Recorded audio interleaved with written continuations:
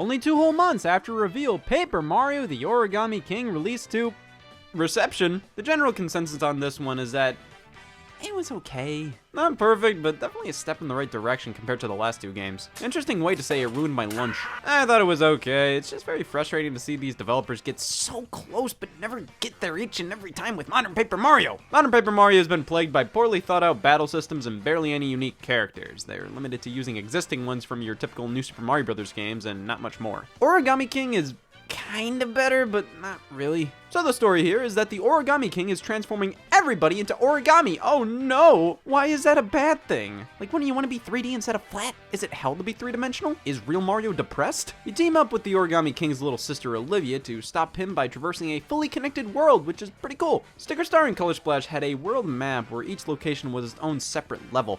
Here, if you want to go from one place to another, you can just walk there, which does help make this feel more like an adventure. The writing is as top-notch as ever. It was good in Color Splash too, but Origami King isn't afraid to get more serious and have a quiet moment here and there, which I appreciate. The visuals and sound, absolutely wonderful. It's sort of more of the same from Color Splash, but that is far from a bad thing. Exploring these worlds is great. They're so big with seemingly something new to find every step you take. But when you enter a battle with an enemy, you get this ring setup. You have to line your enemies up in a perfect line or square to try to take them out in as few steps as possible. Honestly, lining up enemies is a fun little puzzle, and afterwards it's just basic Paper Mario RPG gameplay like the first 2 games. But the problem is you don't get any experience points for completing battles. You just get confetti and coins, which you can find anywhere else in the game. And after a while, you start to notice similar formations to line up via the rings. It's like, oh, I've seen this puzzle before, yay. I do like the puzzle aspect. If this was its own game, I think they could have gotten a lot out of this. But after a while, it just feels completely worthless here. What's the point? This has nothing to do with the rest of the game. At least with Sticker Star, you used the stickers to battle. They were the main theme of the game. What the hell does a ring have to do with the Origami King? What does it have to do with Paper Mario, or paper in general for that matter? It's not paper themed, it's not origami themed, there's no story reason as to why you have to line enemies up now. What is the point of this? In Color Splash, the battles could also feel pointless, but afterwards you get hammer scraps, which eventually would expand the amount of paint you could hold. It was something.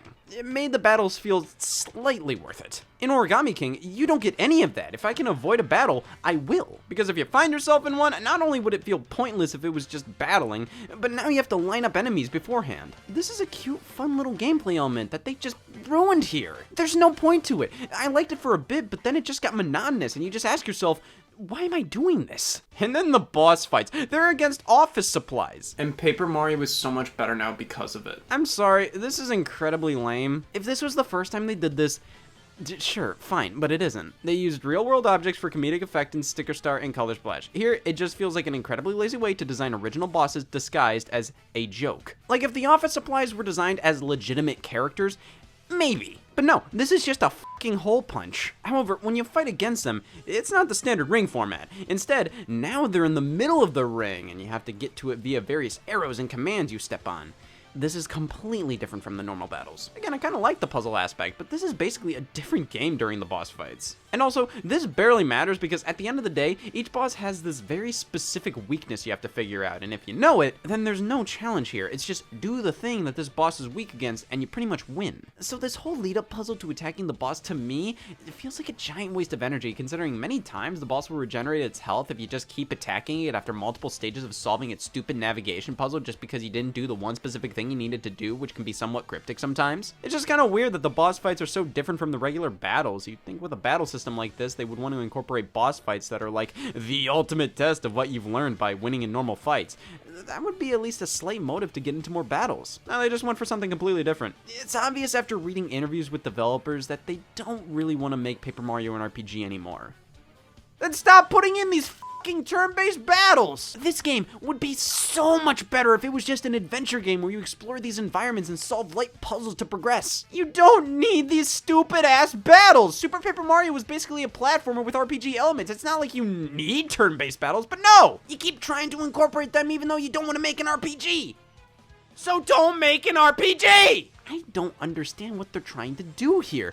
I don't need another Paper Mario like the first 2, but those were the 2 most consistently good. It's easy just to point to them and say, hey, do something like this again, because they didn't have not well thought out bullshit crowding things up. They had unique characters and memorable stories. This one is getting there, but it's still held back by using typical Toads. You get a partner named Bobby the Bob-omb, and just the fact we got so excited by the fact that this character that looks like any other Bob-omb has the most basic name of all time is telling here. We're desperate for actual characters in these games. I don't know, I did enjoy a decent amount of Origami King, but about halfway through, it was really starting to drag for me, and I put it down. I do think I kinda enjoyed Color Splash a little more. That game has its own dog shit, but at least the battles felt more worthwhile as annoying as they were, and it never really got boring. I think Origami King's highs are much higher, but its lows are much lower. I still think it's a better overall game, I still think it's okay, but I had a bit more fun with the previous entry. Alright, well, let's talk about something positive. Deadly Premonition 2. This was supposed to be my saving grace.